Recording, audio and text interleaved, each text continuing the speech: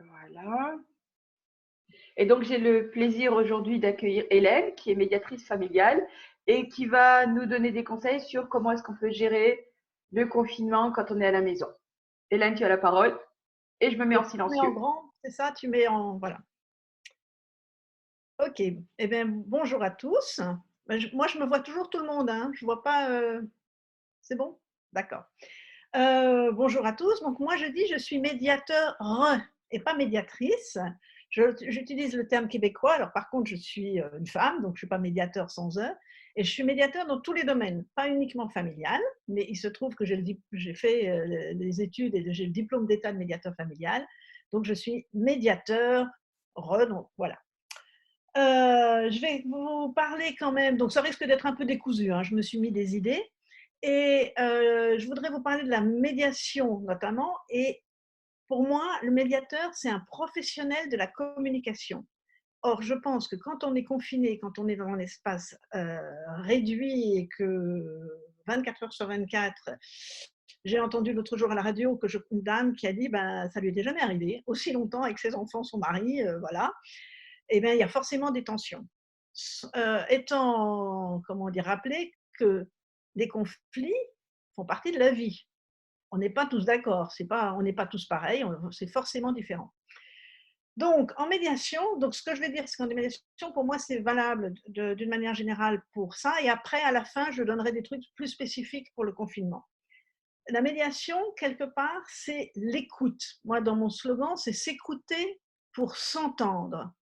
Pour moi, ce qui est important, c'est de comprendre, pas de convaincre l'autre. Pour moi, essayer d'argumenter, de convaincre, ça fait une spirale et au contraire, ça entretient le conflit. Donc, ce qui est important, c'est vraiment l'écoute. Pas évident du tout. Donc, dans la médiation, le médiateur, il fait en sorte que les gens s'expriment, que chacun s'exprime, parce que très souvent, il y en a un qui s'exprime plus que l'autre et qui ne laisse pas la place à l'autre. Donc, le médiateur, il doit veiller à ce que tout le monde, il n'y en a pas un qui parle. Il y a des gens qui ont des temporalités différentes, qui mettent plus de temps à s'exprimer, mais que chacun ait son espace pour parler. Donc, c'est s'exprimer et être entendu par l'autre. Ça, c'est la phase pour chacun. Et ensuite, entendre l'autre.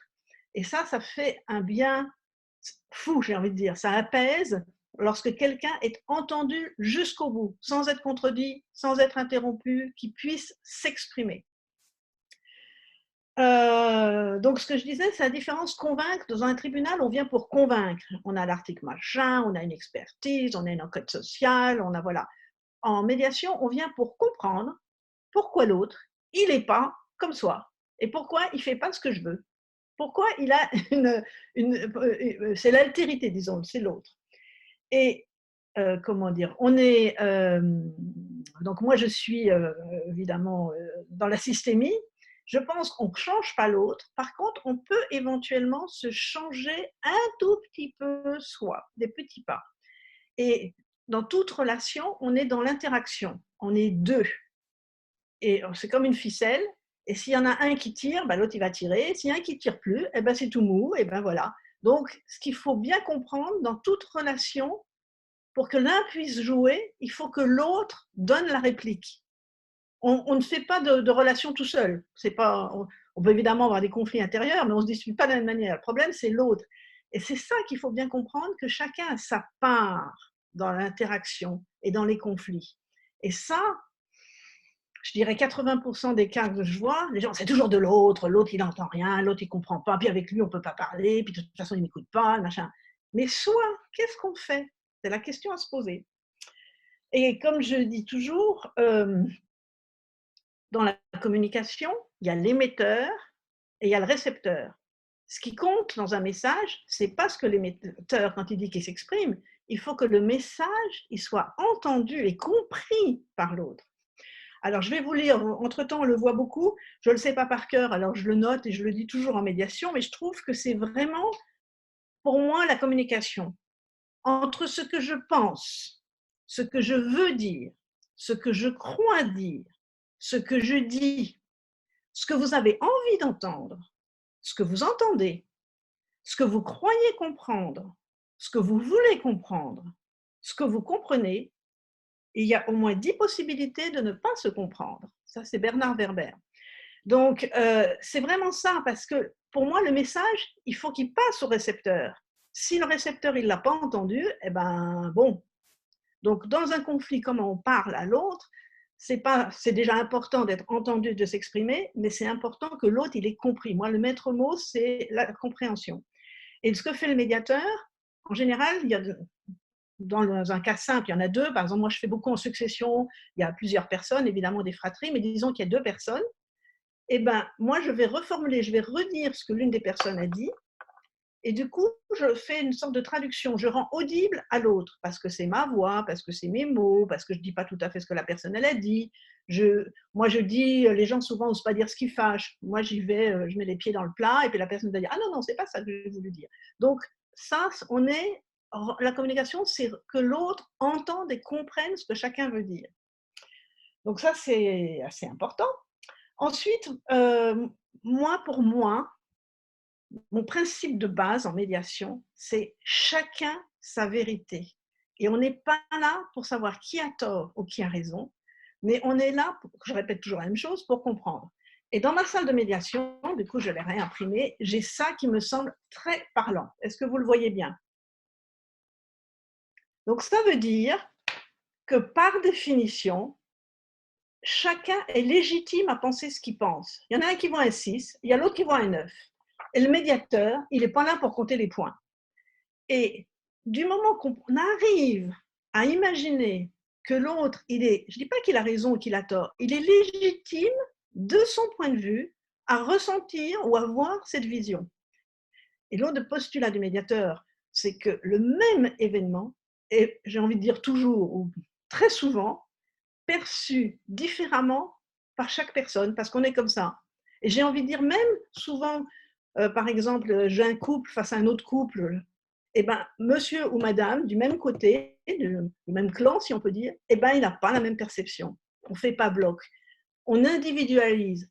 On fait en sorte que la médiation, que chacun soit sujet et auteur et acteur et responsable. Alors, tout le monde n'en est pas forcément capable. La médiation, ce n'est pas forcément pour toutes les situations, mais le principe de base, c'est vraiment que chacun accepte. Moi, je dis, la médiation, ça a pour but de changer la vision sur une situation. Et dans la médiation, on parle pour soi, on ne parle pas de l'autre. L'autre, il est là, donc l'autre, il va dire sa vision. Et sur des couples ou des gens qui se connaissent depuis longtemps, on est persuadé qu'on sait ce que l'autre va dire, on sait ce qu'il pense. Eh ben non. Et ça, c'est vraiment la surprise quand les gens, on voit bien ce qu'on appelle en médiation le point de bascule, où les gens disent « Ah ben moi, je n'avais pas vu ça comme ça. Oh, ben ça alors, tu ne l'avais jamais dit. » Et c'est là où on se rend compte que on ne connaît pas forcément, même si on vit depuis 30 ans ensemble, tout le fonctionnement de l'autre. L'autre chose que je dis souvent, c'est on est dans le « et pas dans le « ou ». Il faut sortir du binaire. C'est ou blanc ou noir. Eh ben non, c'est souvent gris. Donc ça, c'est vraiment aussi quelque chose à savoir. J'ai raison, l'autre il a tort. Eh ben non, en général, c'est un mixte. Aussi quelque chose que je dis souvent, on n'a pas besoin de se justifier. Quand on entend tous, nous, quand on entend quelque chose avec lequel on n'est pas d'accord, quand on est dans un conflit, on n'écoute pas, on commence à argumenter dans sa tête, tiens, qu'est-ce que je vais lui donner comme argument, gna, gna, gna. Donc ça ne marche pas, au contraire, ça empire. Et ensuite, souvent, on a tendance à se justifier. Ah, mais si j'ai fait ça, c'est parce que si, parce que ça. Pareil, on est là, je dis aux gens, pour écouter comment l'autre il voit ça. Vous avez une autre vision. Vous n'avez pas besoin de dire, non, j'ai fait ça. Se justifier, quelque part, c'est dans l'argumentation. Alors, qu'est-ce que je peux vous dire d'autre? Aussi, l'autre chose, c'est de stopper une réaction immédiate. Alors, je vais vite faire le temps qui me reste. Dans le confinement, évidemment, je pense qu'au bout d'un certain temps, la promiscuité, elle est peut-être insupportable. Donc, ce qui est important, je pense, c'est de se réserver un petit endroit, un moment où on est seul. Pas forcément longtemps, mais vraiment de se dire, voilà, et de l'annoncer à l'autre, de dire, voilà, moi, pendant 10 minutes, je veux écouter la radio, je veux écouter ma musique, machin. Je voudrais ce moment de calme pour moi.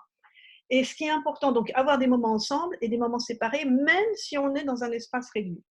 Ensuite, je pense qu'il est important de nommer ses émotions. On a le droit d'être en colère. Très souvent, les personnes n'osent pas.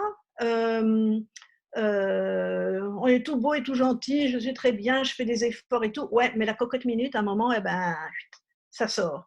Et en général, ça sort pas au bon moment, ça sort pas avec les bons mots. Et une fois que c'est dit, c'est un peu difficile.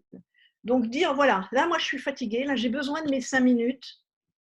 Voilà. Alors après, il faut que chacun l'entende et il faut que ce soit réciproque, évidemment.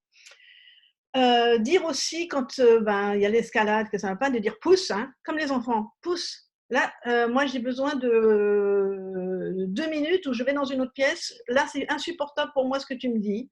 Et arriver à le dire et de parler en je. Et pas tu fais ci, tu me reproches ça, machin. Non, là, ce que tu me dis, pour moi, c'est insupportable. Donc, je préfère faire une petite pause. Je pense aussi qu'au lieu d'être sur le, comment dire, t'as pas fait ci, je sais pas, la vaisselle, le truc, quand c'est un peu tendu, de limiter les échanges aux informations. Bon, alors, qui fait la vaisselle aujourd'hui ou qui fait ça? D'être vraiment dans le factuel et l'information pure. Et je pense que là, j'arrive à la fin. Pour moi, ce qui est vraiment important, c'est de comprendre avant de vouloir être compris. Si on veut que l'autre, donc c'est d'abord essayer de comprendre l'autre. Mais toi, oui, je vois, tu es fatigué, ou toi, de quoi tu aurais besoin? La question, de quoi tu aurais besoin là, maintenant, instantanément? Que je te fiche la paix, que je sais pas, de quoi tu aurais besoin? Et donc, si on essaie de comprendre l'autre, c'est toujours l'histoire d'interaction. Il va être plus en capacité de nous comprendre, nous. Donc, c'est à nous de faire le premier pas. Et c'est pas perdre la face de le faire.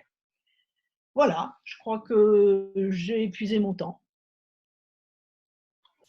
Merci beaucoup, Hélène. Alors, je vais couper l'enregistrement et je vais rallumer les micros à tout le monde. Merci beaucoup pour ton intervention.